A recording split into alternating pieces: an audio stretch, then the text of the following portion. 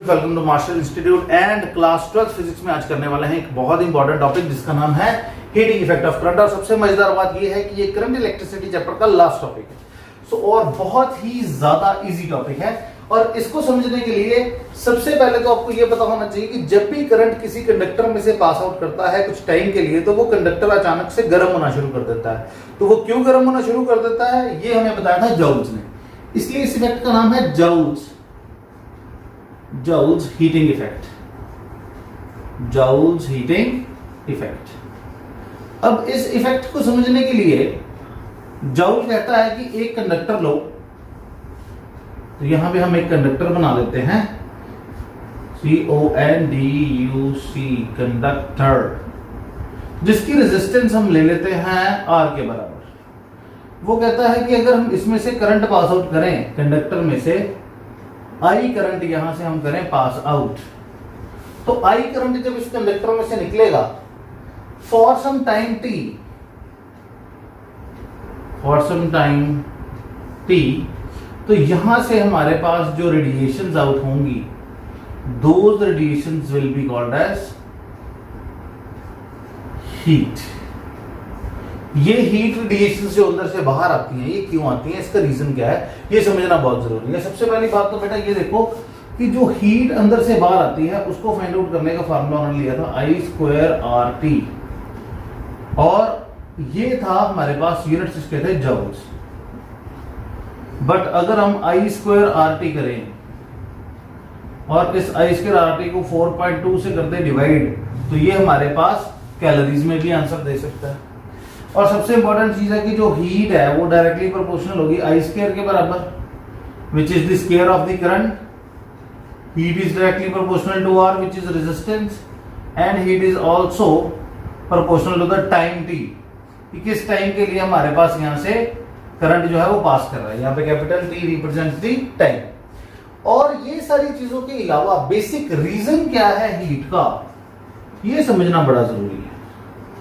अब बेटा देखो, अगर स्कूल में आप जाते हो तो स्कूल की जब छुट्टी होती है तो सारे बच्चे इकट्ठे जो है वो एक ही गेट की तरफ भागते हैं जहां पे उनकी बसेस वगैरह लगी हैं, या जहां पे उनके पेरेंट्स आ रखे हैं, या जहां पे पार्किंग है और आपको घर जाना है।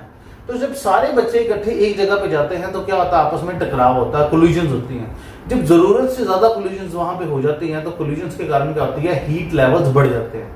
ठीक है, उसके कारण हमारे पास जो हमारा कंडक्टर है वो हीट अप होना शुरू कर देता है। जैसे ही आप यहाँ पे करंट पास आउट करते हो तो हमें ये तो पता है कि जो इलेक्ट्रॉन्स है, electrons will move always in the opposite direction to the current, because current move करता है फ्रॉम पॉजिटिव टू नेगेटिव और इलेक्ट्रॉन्स मूव करते हैं फ्रॉम नेगेटिव टू पॉजिटिव।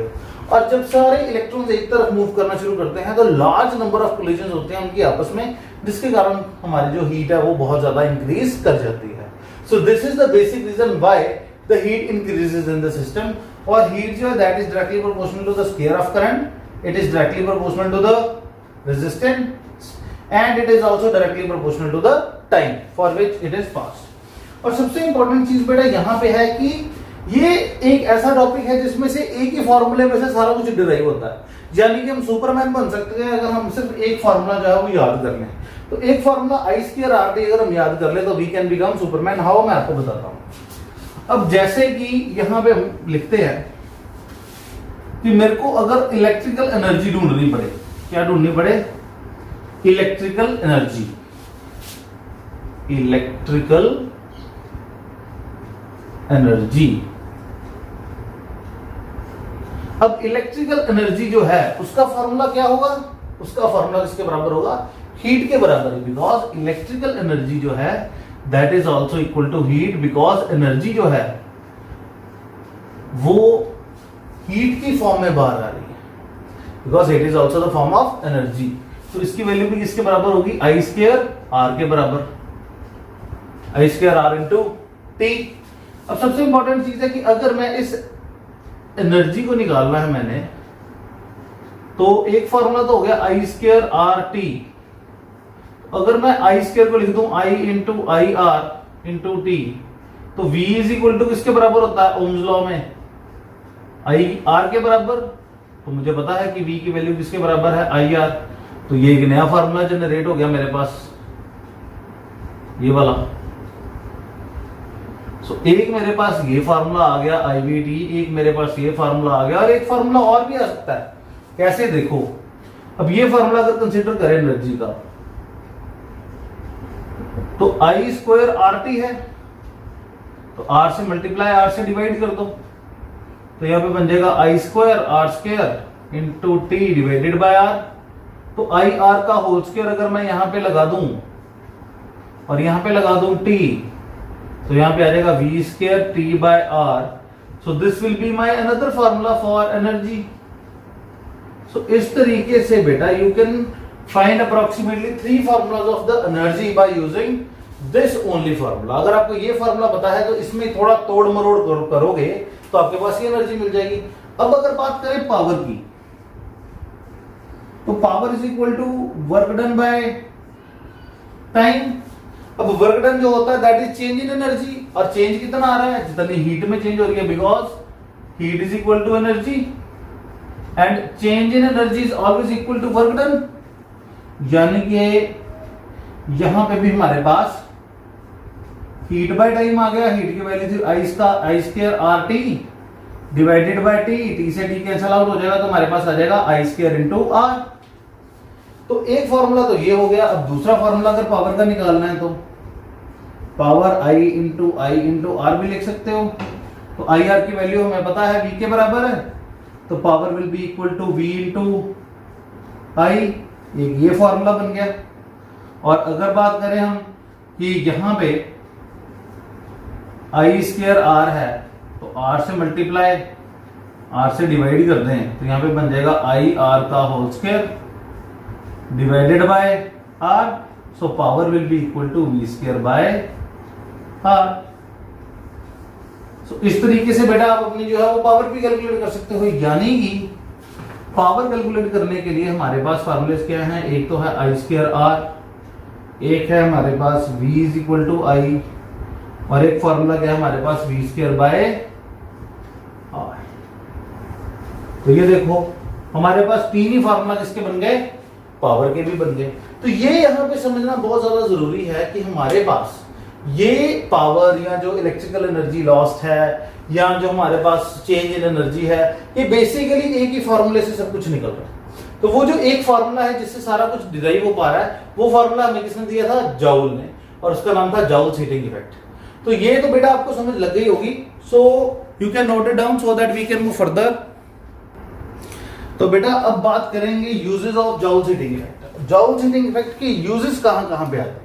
तो सबसे पहला जो यूज है ये इसका आता है आपके पास जो आपकी इलेक्ट्रिक आयरन होती है। इलेक्ट्रिक आयरन, हम कपड़े प्रेस करते हैं, तो जो प्रेस होती है बेटा उसके अंदर जो हीटिंग एलिमेंट है, वो हीटिंग एलिमेंट इस हिसाब से लगाया जाता है कि वो जो कंडक्टर है उसकी रेजिस्टेंस जो है वो अ लिटिल बिट हाई हो। बिकॉज अगर रेजिस्टेंस हाई होगी तो as we know that heat is directly proportional to resistance, तो वो हीट ज्यादा प्रोड्यूस करेगा। और अगर हीट ज्यादा प्रोड्यूस किया जाए तो हमारे पास आयरनिंग जो है वो इजी हो जाएगी। सो आयरन जो है दैट विल वर्क गुड अगर हमारे पास जो उसका हीटिंग एलिमेंट है उसकी थोड़ी सी रेजिस्टेंस ज्यादा हो।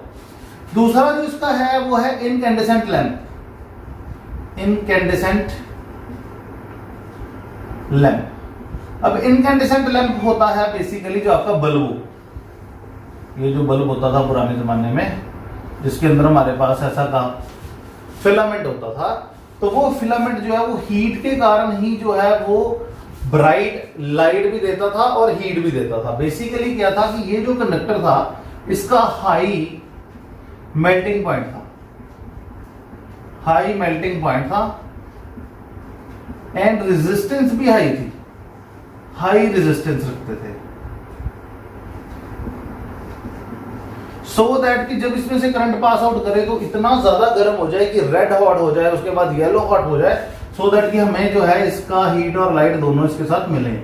तो आपने कई बार देखा होगा कि कई जो कमरे होते हैं जिसमें जो कांस्टेंट इनकैंडेसेंट लैंप जल रहा हो उसमें हीट का टेम्परेचर जो है, जो हमारी हीट जो होती है वो बढ़ जाती है, टेम्परेचर बढ़ जाता है। उसका रीजन यही है बिकॉज हमारे पास जब उसमें से करंट पास आउट करता है तो क्योंकि जो फिलामेंट होता है अंदर उसकी हाई रेजिस्टेंस होती है और हाई मेल्टिंग पॉइंट होने के कारण एक तो वो जल्दी से टूटता नहीं है और दूसरी बात है कि वो हाई रेजिस्टेंस के कारण रेड हॉट हो जाता है, उसके बाद येलो हॉट हो जाता है और हमारे पास लाइट और हीट दोनों मिलनी शुरू हो जाती है। अब थर्ड जो है वो इलेक्ट्रिक गीजर है। जो हमारा गीजर है, गीजर के अंदर भी हमारे पास जो है हाई रेजिस्टेंस जो है वो यूज की जाती है, बिकॉज हाई रेजिस्टेंस का अगर हमारे पास हीटिंग एलिमेंट होगा तो हमारे पास उसको वाटर को हीट करना बहुत आसान हो जाता है। इसलिए हम गीजर के अंदर भी जो है जो कंडक्टर लेते हैं उसकी रेजिस्टेंस जो है कंपैरेटिवली बहुत हाई होती है। एक जगह और है जैसे कि फ्यूज वायर। अब फ्यूज वायर के अंदर हमारे पास जो है रेजिस्टेंस जो है वो स्पेसिफिक लेनी होती है, स्पेसिफिक सो दैट कि अगर रिक्वायर्ड अमाउंट ऑफ करंट उसमें से पास कर रहा है तो वो उतनी ही हीट प्रोड्यूस करे जिससे उसका मेल्टिंग पॉइंट ना आए। अब हमारे पास उसमें मेल्टिंग पॉइंट जो होता है वो कंपैरेटिवली लो होता है, melting point is comparatively low.